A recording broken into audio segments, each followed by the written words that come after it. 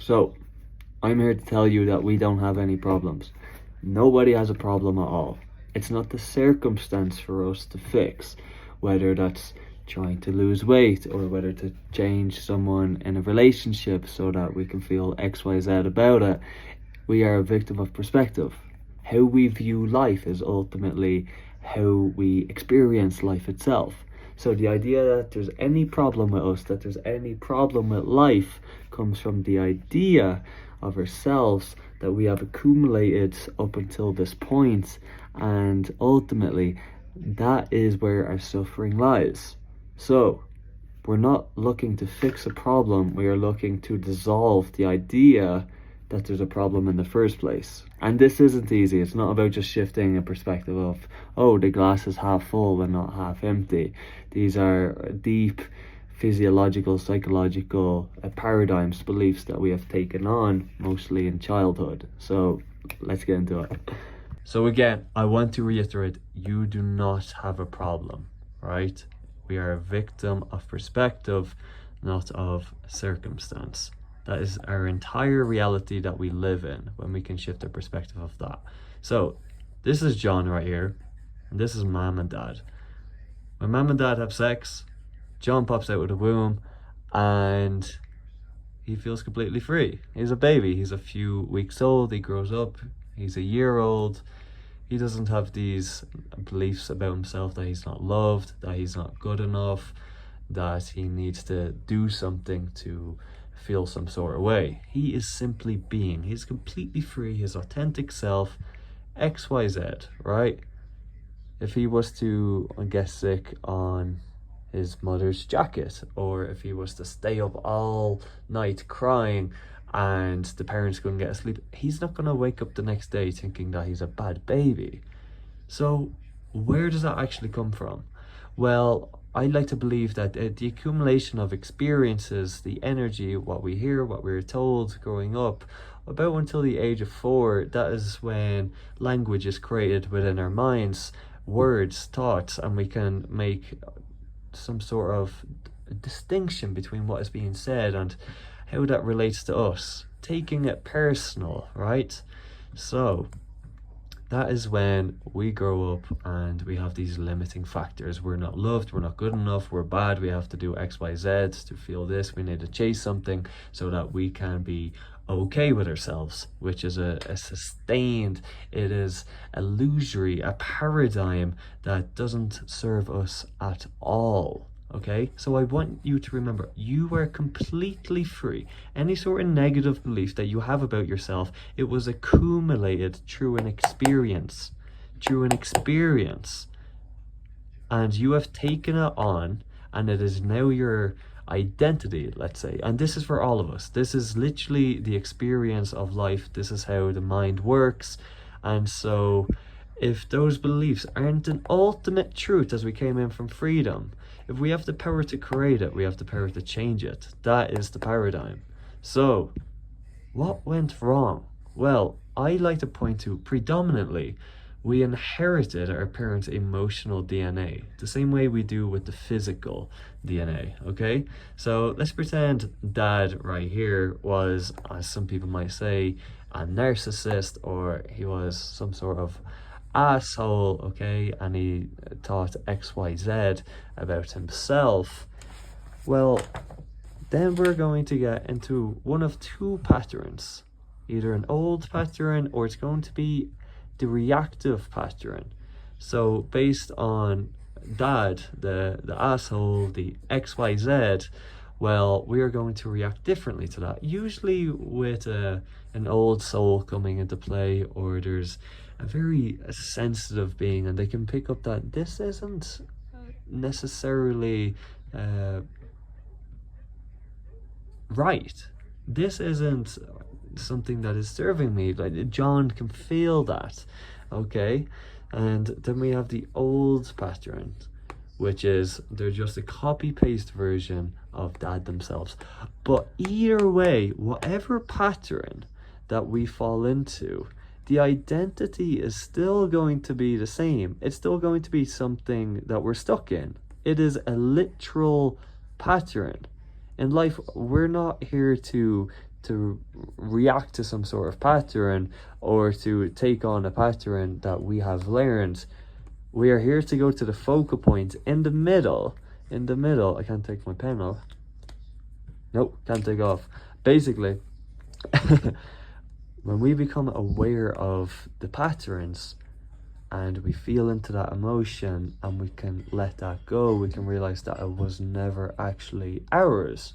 It's a pattern, and the reason why we took on these patterns was to feel safe, was to feel okay with ourselves, to feel some sort of love, right? So you could imagine if Dad, for example, this is Dad and this is John, who has reacted to Dad's patterns where he has experienced some sort of violence, anger. There's been some deep emotional trauma that has impacted John.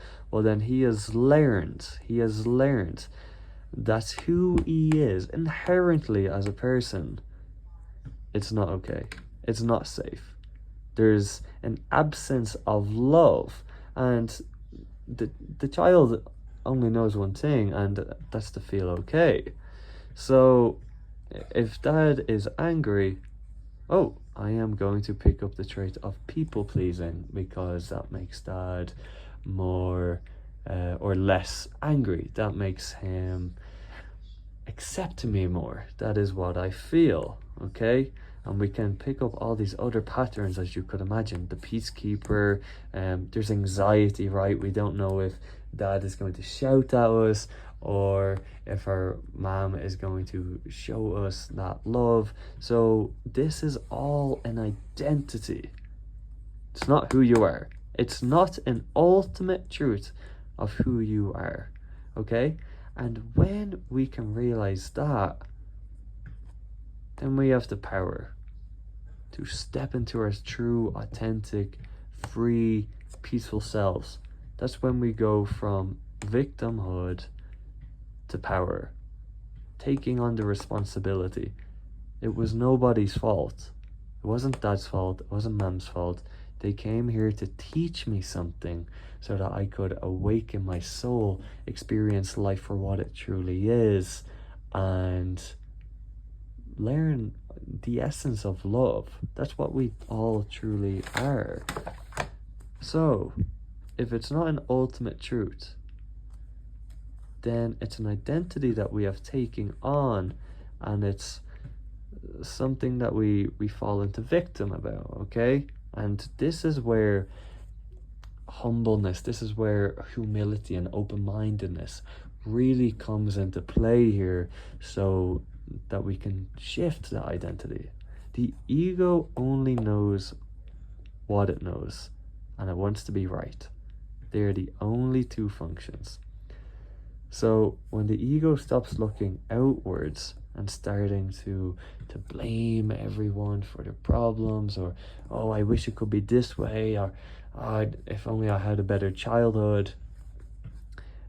When the ego starts to look at itself and to realize that it was the perspective that they have taken on through experience, and then it can look at itself and it can realize, it can come to some awareness that the perspective that we have taken on, it was actually about ourselves, okay? So you could imagine if Dad's getting very angry with us and he's being harsh, or maybe he's being even insulting, we might think genuinely that we are not loved, okay? So you could imagine that for that 5-year-old child, that is when it picks it up as soon as it learns language, because all the shadow is being created through the ages of, well, as soon as you're born, between, I like to believe, 4 or 5 years old.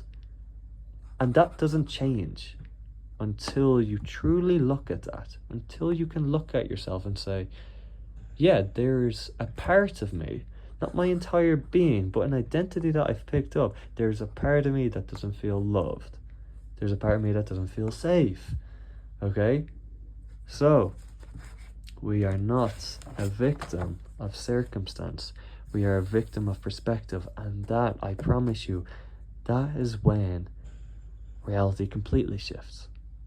It's all energy. I'll make more videos on this. I absolutely love this stuff. It's what shifts life truly, and it's where peace truly is. But yeah, I want to get that completely out there. It's an identity of ourselves that we live in. Our perception of ourselves is ultimately what creates the reality that we experience. Okay? One question I like to ask is, why does one person see the glass half full and another person sees it as half empty? Well, it's their experiences that they've grown up, and ultimately those experiences, we all take shit personal. It's how the ego functions, and ultimately that is our perspective of life. But we can change all of that. We can change all that. There's nothing wrong with us. The mind, there's nothing inherently wrong with the mind or ourselves. The only thing that the mind is at a capacity of, its intelligence, sensitivity, and awareness of the entire creation. So yeah, that's it for me. I'm sending you much love. You are completely free, and and I mean any part of you that thinks or feels that you're not free, it's only trying to show you something. It's not a truth. Your truth are the qualities of the soul. Complete love, peace, freedom, authenticity, creatorship, honor. Okay? Mwah.